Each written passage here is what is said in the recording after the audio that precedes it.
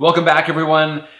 Next culinary question. Best way to grind spices. So I have a bunch of best ways to grind spices. It just sort of depends which way you want to go. I have 3 different ways to grind spices in front of me. Starting with the fastest and let's say most efficient way, which is a spice grinder. This is not to be mistaken for a coffee grinder. That is a burr grinder, totally different conversation.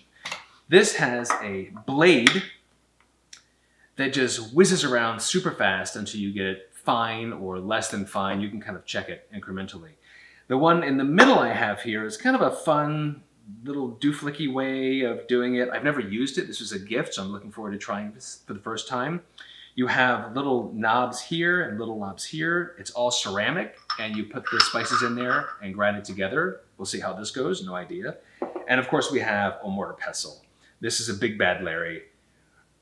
You can really adjust the spicy fineness however you want. So if you want it coarse, you can pound it, get it nice and fine. But I'm going to try the same spice, all 3 different methods, using fennel. Okay, so we're going to grind some fennel over here, put a little in here, and the last over here, and sort of see what happens.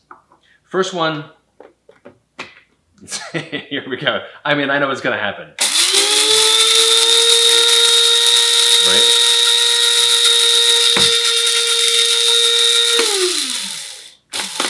There we go.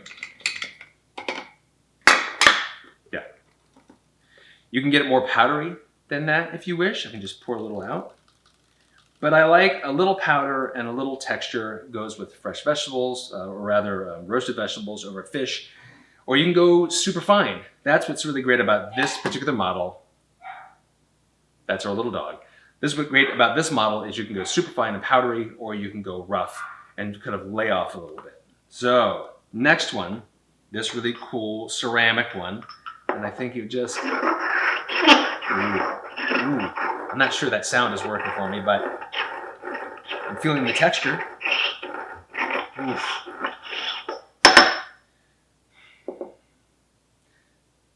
This one's terrible.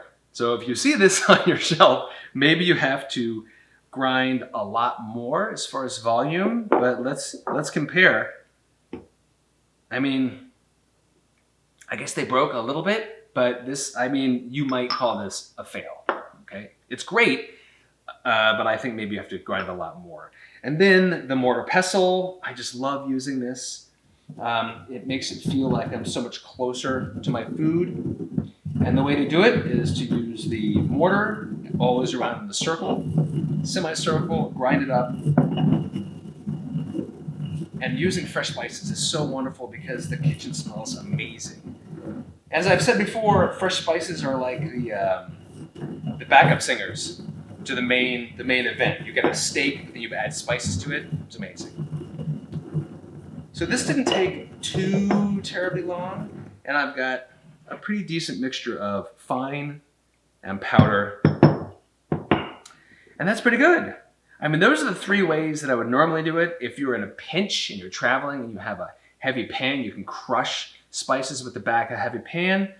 But for the most part, that's it. 3 completely different ways to grind spices, different culinary applications. And I'm glad the question was, how do you grind spices? I'm assuming you mean whole spices. Always go whole, fresh spices. Why? Because you can grind them however you want, but also they last twice as much or twice as long as already ground spices. You don't know how long it's been ground already, so maybe you can get them, they're almost a year. After a year, ground spices, gotta kick them because all the volatile oils and the flavors are all gone, but whole spices will last you 2 years before you have to pitch them.